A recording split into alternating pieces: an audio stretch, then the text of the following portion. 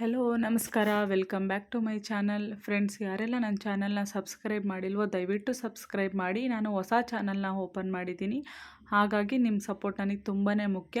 ಇವತ್ತಿನ ರೆಸಿಪಿ ಬಂದು egg omelette sambar. ಈ ರೆಸಿಪಿ ತುಂಬಾ ರುಚಿಯಾಗಿರುತ್ತೆ. ಚಪಾತಿಗಾಗಿರ್ಬೋದು, ಅನ್ನಕ್ಕಾಗಿರ್ಬೋದು, ಮುದ್ದೆಗಾಗಿರ್ಬೋದು, ಯಾವುದಕ್ಕಾದ್ರೂ ಕಾಂಬಿನೇಷನ್ ಚೆನ್ನಾಗಿರುತ್ತೆ, ಅಷ್ಟು ರುಚಿಯಾಗಿರುತ್ತೆ.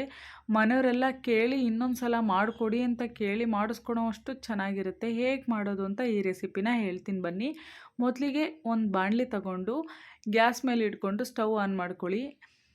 ಪಾತ್ರೆ ಕಾಯ್ದ ಅದಕ್ಕೆ 1 ಸ್ಪೂನಷ್ಟು ಎಣ್ಣೆ ಹಾಕ್ಕೊಂಡು ನಾವಿಲ್ಲಿ ಸೈಡಲ್ಲಿ ಒಂದು ಬೌಲ್ಗೆ ನಾವಿಲ್ಲಿ ಒಂದು ಮೊಟ್ಟೆನ ನಿಧಾನವಾಗಿ ಹೊಡ್ಕೊಳ್ಳೋಣ. ಜೋರಾಗಿ ಹೊಡ್ಕೊಂಡ್ರೆ ಅದು ಕದ್ರೋಗ್ಬಿಡುತ್ತೆ. ಹಾಕ್ಕೊಂಡು ನಿಧಾನಕ್ಕೆ ಕಾಯ್ದಿರೋ ಅಂತಹ ಎಣ್ಣೆ ಮೇಲೆ ನಿಧಾನವಾಗಿ ಬಿಟ್ಟು, ನಾವು ನಾರ್ಮಲಾಗಿ ಎಗ್ ಆಮ್ಲೆಟ್ ಮಾಡ್ತೀವಲ್ಲ ಅದೇ ರೀತಿನೇ ಮಾಡ್ಕೋಬೇಕು. ಇಲ್ಲಿ ನಿಧಾನವಾಗಿ ನಾವು ಒಂದು ಸೈಡ್ ಬೇಯಿಸ್ಕೊಂಡು ಮತ್ತೆ ಇನ್ನೊಂದು ಸಲ ಮಗ್ಚಾಕೊಂಡು ಎರಡು ಸೈಡು ಚೆನ್ನಾಗಿ ಬೇಯಿಸ್ಕೋಬೇಕು. ಎರಡು ಸೈಡ್ ಚೆನ್ನಾಗಿ ಬೇಯೋದ್ರಿಂದ ಪುಡಿ ಪುಡಿ ಆಗೋದಿಲ್ಲ ಸಾಂಬಾರೊಳಗೆ. ಹಾಗಾಗಿ ನಾನಿಲ್ಲಿ ಎರಡು ಕಡೆನ ಬೇಯಿಸ್ಕೊಂಡು ಒಂದು ಪ್ಲೇಟಿಗೆ ತೆಗೆದಿಟ್ಕೊಂಡು ಮೇಲೆ ಉಪ್ಪು, ಖಾರ, ಮೆಣಸಿನ ಪುಡಿ ಹಾಕ್ಕೊಂಡು ಸೈಡಿಗೆ ಇಟ್ಕೊತಿದ್ದೀನಿ. ಹಾಗೆ ಇನ್ನೊಂದು ಮೊಟ್ಟೆ ಕೂಡ ಹಾಕ್ಕೊಂಡು ಇದನ್ನು ಕೂಡ ಸೇಮ್ ಎರಡೂ ಸೈಡ್ ಚೆನ್ನಾಗಿ ಬೇಯಿಸ್ಕೊಂಡು ನಾನು ತಟ್ಟೆಗೆ ಇಟ್ಕೊಂಡು ಉಪ್ಪು ಖಾರ ಹಾಕ್ತೀವಿ. ಈ ಉಪ್ಪು ಖಾರ ಹಾಕೋದ್ರಿಂದ ಮಸಾಲೆ ಚೆನ್ನಾಗಿ ಮೊಟ್ಟೆಗೆ ಅಂಟ್ಕೊಳ್ಳುತ್ತೆ. ಯಾವುದೇ ರೀತಿ ಸಪ್ಪೆ ಸಪ್ಪೆ ಅಂತ ಅನಿಸೋದಿಲ್ಲ. ಹಾಗಾಗಿ ನೋಡ್ತಿರ್ಬೋದು, ನಾನಿಲ್ಲಿ ಒಂದು 5 ಮೊಟ್ಟೆನ ತಗೊಂಡು ಚೆನ್ನಾಗಿ ಆಮ್ಲೆಟ್ ಮಾಡಿಕೊಂಡು ಉಪ್ಪು ಖಾರ ಮೆಣಸು ಹಾಕ್ಕೊಂಡಿದ್ದೀನಿ. ಈಗ ಮತ್ತು ಅದೇ ಬಾಣಲಿಗೆ ನಾವಿಲ್ಲಿ ಒಂದು 2-3 ಸ್ಪೂನಷ್ಟು ಎಣ್ಣೆ ಹಾಕ್ಕೊಂಡು ಅದಕ್ಕೆ ಒಂದು 2 ಲವಂಗ, ಒಂದು 2 ಪೀಸ್ ಚಕ್ಕೆ ಹಾಕ್ಕೊಳ್ಳೋಣ.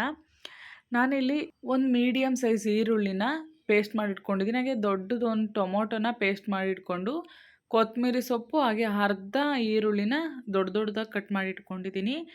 ಈಗ ಈರುಳ್ಳಿನ ಹಾಕ್ಕೊಂಡು ಚೆನ್ನಾಗಿ ಫ್ರೈ ಮಾಡ್ಕೊಳ್ಳೋಣ, ಸ್ವಲ್ಪ ಕಲರ್ ಚೇಂಜ್ ಆಗೋವರೆಗೂ ಅಷ್ಟೇ. ಈಗ ಕಲರ್ ಚೇಂಜ್ ಆದಮೇಲೆ ನಾವು ಪೇಸ್ಟ್ ಮಾಡಿಟ್ಕೊಂಡಿರೋಂತಹ ಈರುಳ್ಳಿ ಪೇಸ್ಟ್ನ ಹಾಕ್ಕೊಂಡು ಚೆನ್ನಾಗಿ ಸ್ವಲ್ಪ ಈ ಹಸಿ ಸ್ಮೆಲ್ಲೆಲ್ಲ ಹೋಗೋ ತನಕ ಚೆನ್ನಾಗಿ ಫ್ರೈ ಮಾಡ್ಕೋಬೇಕು. ಕಲರ್ ಸ್ವಲ್ಪ ಚೇಂಜ್ ಆಗುತ್ತೆ. ಚೇಂಜ್ ಆದಮೇಲೆ ನಾವು ಇದಕ್ಕೆ ಒಂದೇ 1 ಸ್ಪೂನಷ್ಟು ಶುಂಠಿ ಬೆಳ್ಳುಳ್ಳಿ ಪೇಸ್ಟ್ ಆ್ಯಡ್ ಮಾಡ್ಕೊಳ್ಳೋಣ. ಶುಂಠಿ ಬೆಳ್ಳುಳ್ಳಿ ಪೇಸ್ಟ್ ಹಾಕ್ಕೊಳೋದ್ರಿಂದ ಸ್ವಲ್ಪ ಫ್ಲೇವರ್ ಚೆನ್ನಾಗಿರುತ್ತೆ ಅನ್ನೋಕ್ಕೋಸ್ಕರ ನಾನು ಹಾಕ್ಕೊಂಡಿದ್ದೀನಿ. ಇಲ್ಲಾಂದರೆ ಬೇಡ ಅಂದವ್ರು ಸ್ಕಿಪ್ ಮಾಡ್ಕೊಳ್ಳಿ. ಇಲ್ಲಿ ನಾನು ಪೇಸ್ಟ್ ಮಾಡ್ಕೊಂಡಿರೋಂತಹ ಟೊಮೊಟೊನೂ ಹಾಕ್ಕೊಂಡು ಚೆನ್ನಾಗಿ ಮಿಕ್ಸ್ ಮಾಡ್ಕೊತಿದ್ದೀನಿ.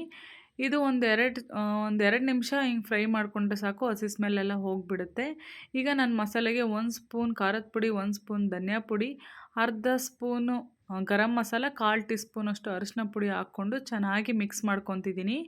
ಈ ರೀತಿ ಮಿಕ್ಸ್ ಮಾಡಿಕೊಂಡು ನಿಮಗೇನಾದರೂ ನೀರು ಬೇಕು ಅನಿಸಿದ್ರೆ ಒಂದು ಅರ್ಧ ಗ್ಲಾಸಷ್ಟು ನೀರು ಹಾಕ್ಕೊಳ್ಳಿ.